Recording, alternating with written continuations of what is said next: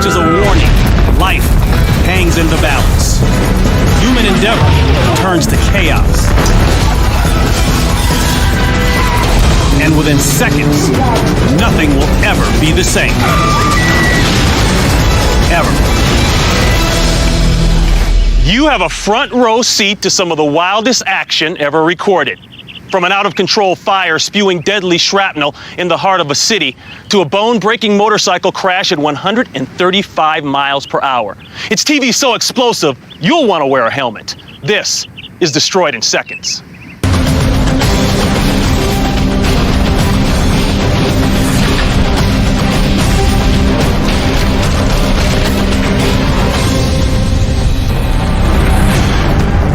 When hundreds of tons of PVC plastic and 50,000 gallons of volatile chemicals catch fire, this is the result.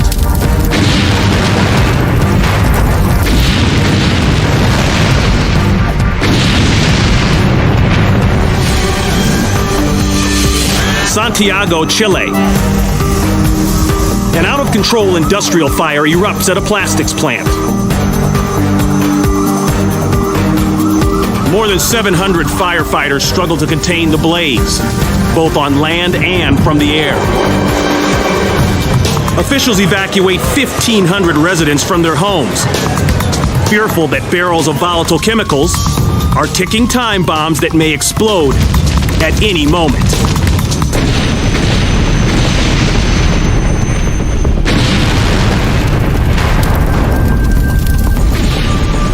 One explosion is so powerful that it sends firemen running for their lives. Debris is sent flying into the surrounding neighborhoods.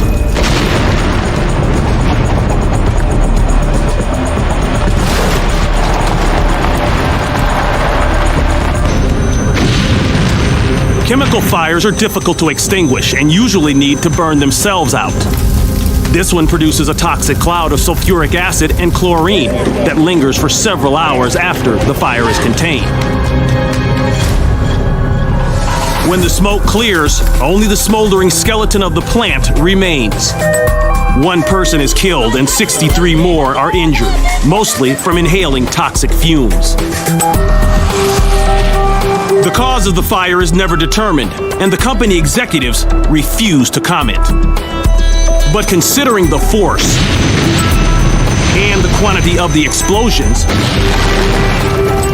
it's amazing more people weren't injured or killed.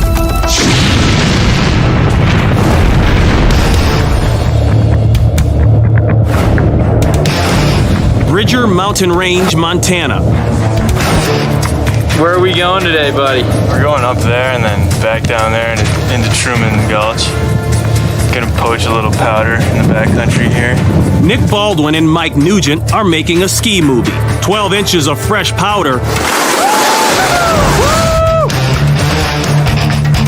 make ideal conditions for skiing.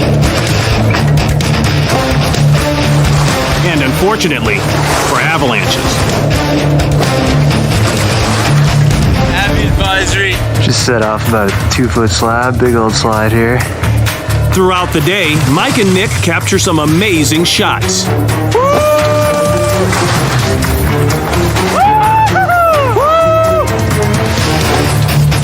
But little do they know, their ski movie is about to become a disaster film.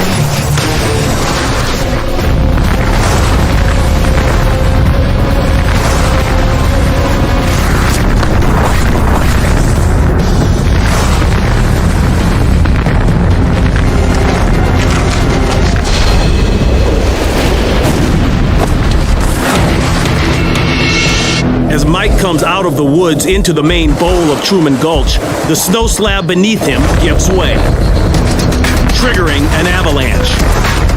He tries outpacing the tumbling snow, but catches an edge. Mike recovers for a second. Then the 40-mile-an-hour avalanche overtakes him, throwing Mike into the trees. The cameraman grabs hold of a nearby tree and weathers out the storm. Thankfully, Mike also gets himself hung up on a tree, which keeps him from getting buried and ultimately saves his life. Nick, the cameraman, hikes out to get help. And 2 hours later, a rescue chopper airlifts Mike to the hospital. Yeah, it's like day 5. In the hospital, I got a broken femur and broken hip. It takes over a year for Mike and Nick to get back to making their movie. But one thing is certain, they got their money shot.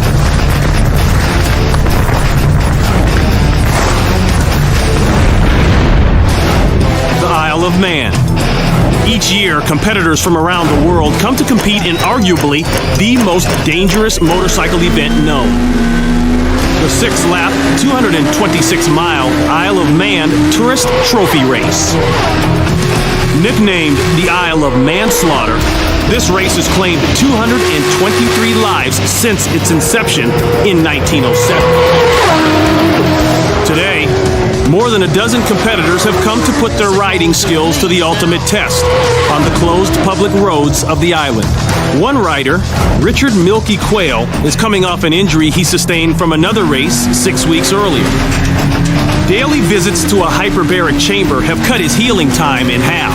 It's like a 12-week injury and I healed it within 4.5 weeks. Ready or not, Milky will race. It's go time, and 10 seconds after the fourth rider takes off, Milky guns it. Here's Richard Milky Quayle. There goes leap and one more little lift and he's on his way towards Quarter Bridge. Milky rips through the village streets at over 125 miles per hour. On his way into Ramsey. That is the Milky Bar Kid. He enters the second lap of the race. But as he rips through one of the town's 400 curves, we're on board with Milky Quayle. You can see there's a bit of a fly problem. He sideswipes a stone wall. Oh, and he brushed the wall! Oh, Milky Quayle is down! Milky Quayle is down! The Isle of Man. Richard Milky Quayle rips through the village streets at over 125 miles per hour. And that's Milky Quayle. Competing for a trophy in the 6-lap, 226-mile race. That is the Milky Bar Kid.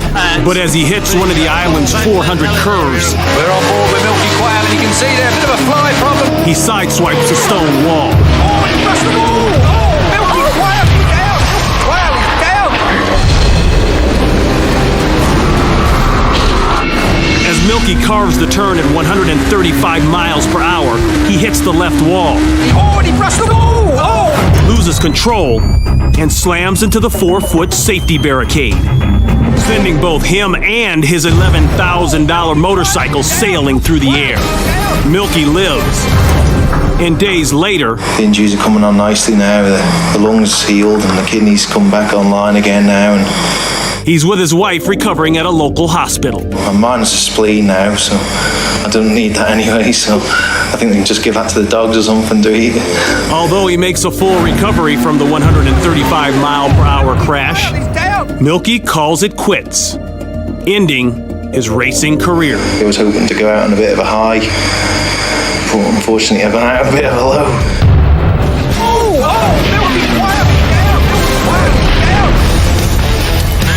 St. Petersburg, Russia. A ruptured sewer line has weakened the foundation of this apartment block. The structure begins to sag, triggering a gas explosion. The blast breaks the building apart and engulfs it in flames. Frantic rescue workers have to go room to room, making sure no one is trapped inside. But before they can finish the daunting task, the distressed building succumbs to the fire.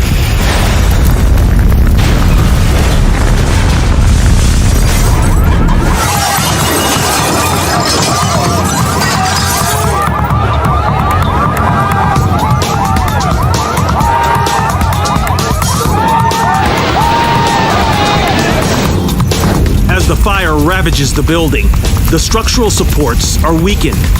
Then, without warning, the 9-story complex topples.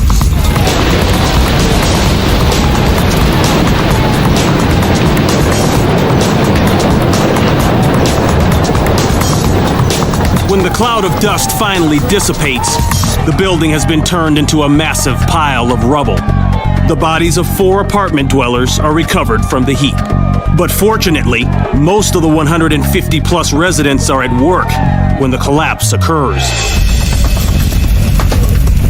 If it wasn't for the heroic work of the firefighters, the number could have been much greater.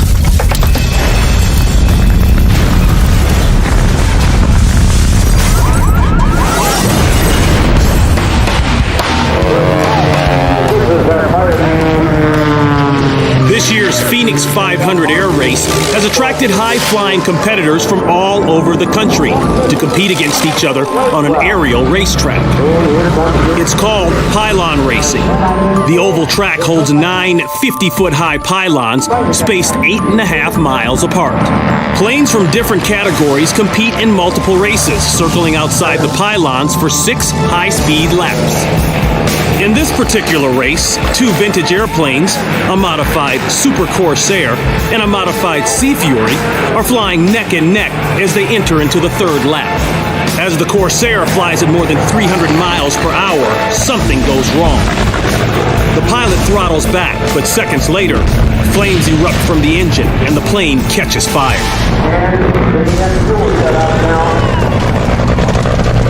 The pilot struggles to maintain control of the half-century-old aircraft.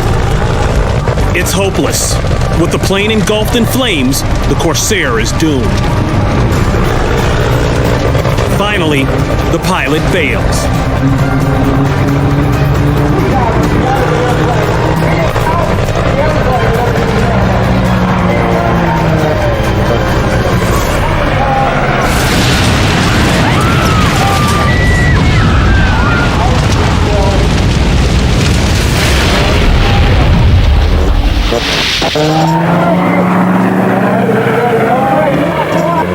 At 2,500 feet, the Corsair's 3,000 horsepower engine self-destructs.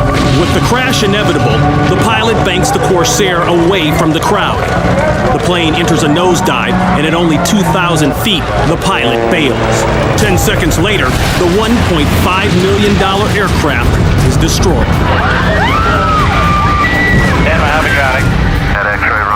Engine failure caused the accident. However, investigators are unable to perform an in-depth analysis because the engine is completely destroyed on impact. As for the pilot, ejection from the aircraft was not without injury. When he jumped out of the cockpit, he struck the horizontal stabilizer, breaking his right arm and a vertebrae in his neck. Fortunately, he made a full recovery and within a year returned to flying.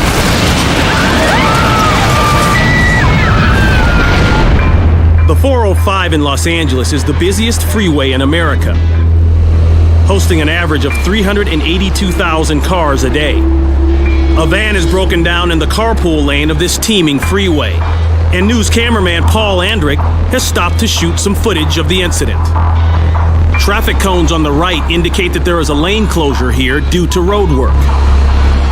Between the work lights, lane changes, and drivers who routinely speed here at 70 miles per hour, it's inevitable that something will go wrong.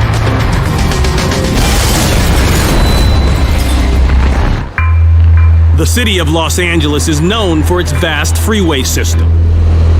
Day or night, it's teeming with cars, which makes breaking down in the carpool lane all the more dangerous. News cameraman Paul Andrick suddenly finds himself covering a freeway disaster in the making. Multiple injuries. I need CHP ASAP. We have multiple people down. These 2 people are sitting in their Mustangs. They're going to get killed. Andrick swings his camera light back and forth, trying to warn approaching drivers. But car by car, a deadly obstacle course is being constructed.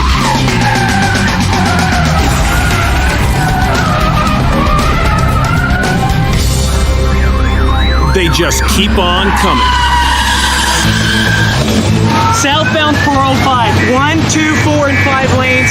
4 vehicles involved. 2 confirmed injuries here. And it's not over yet.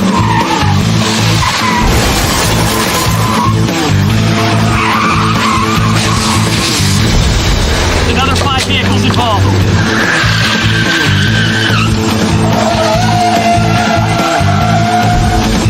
By the time the EMTs arrive, This stretch of the 405 is a junkyard.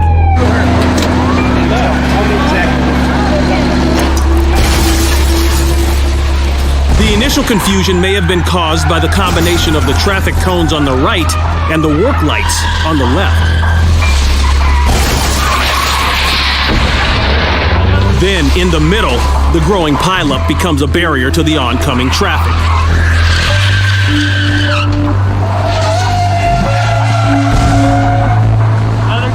Although several vehicles are totaled, no one is seriously injured.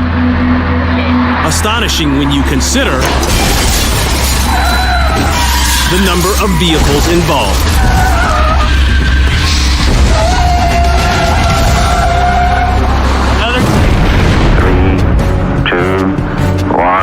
Cape Canaveral, Florida. Ignition. That's off. 30 minutes after the hour. The U.S. Air Force launches its Titan IV rocket carrying the billion-dollar Mercury Spy satellite. The unmanned rocket shoots skyward at 1,000 feet per second when it encounters a major malfunction.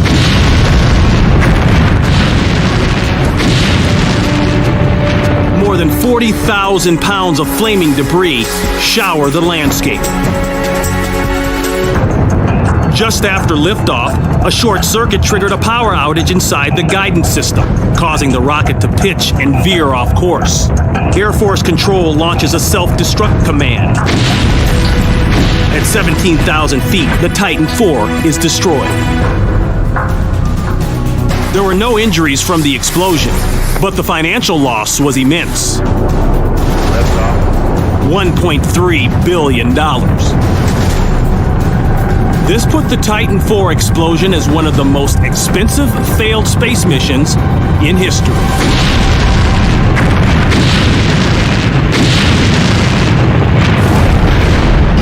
Arches National Park, Utah. Off-roaders from around the world travel to this four-wheel drive mecca just outside Moab. They come to navigate some of the most challenging off-roading terrain on Earth.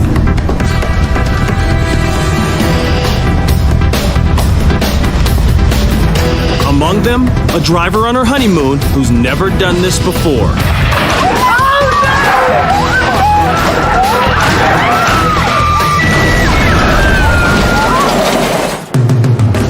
Arches National Park, just outside Moab, Utah. There are more than 2,000 mammoth rock formations here, and none are more dangerous than Lion's Back Hill.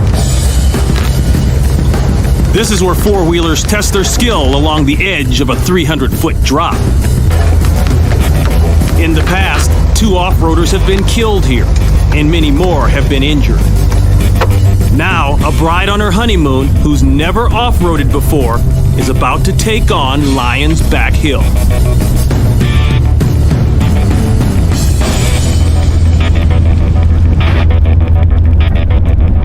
After a bouncy start, the SUV races out of control toward a 35-degree drop.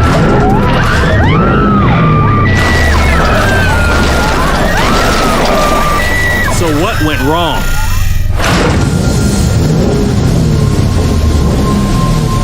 The inexperienced driver panics and slams on the brakes. The weight of the 2-ton SUV caused the brakes to fail. The driver now realizes she and her husband are plummeting out of control. The car is totaled, and bystanders rush to their aid. The couple is lucky to escape with just a few broken bones. They owe their lives to a pile of loose sand in the riverbed. It absorbs most of the impact. In December of 1992, a severe nor'easter brutalizes Nantucket Island, 30 miles south of Cape Cod, Massachusetts. A nor'easter occurs when freezing Arctic air converges with warm Gulf Stream water. Nor'easters are named for the winds that blow in from the northeast and push the storm up the east coast along the Gulf Stream. The storm sends powerful waves crashing into homes and causes the streets to flood.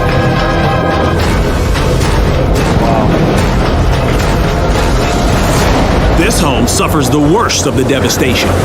The ocean completely engulfs the house and then carries it away. It was just beyond belief. We were watching from the second house, just back about 15 feet from where the first house slipped into the ocean. And I just couldn't take my eyes off it. Everything we owned was in the house, and there was just nothing we could do except just watch.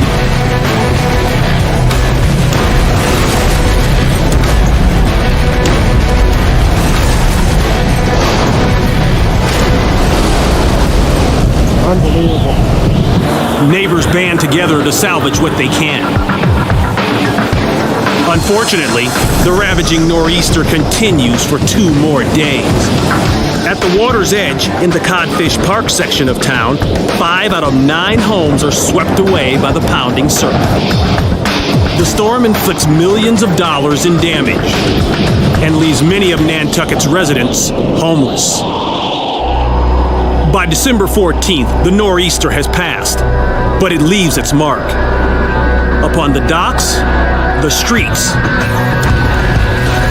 and the homes of Nantucket Island.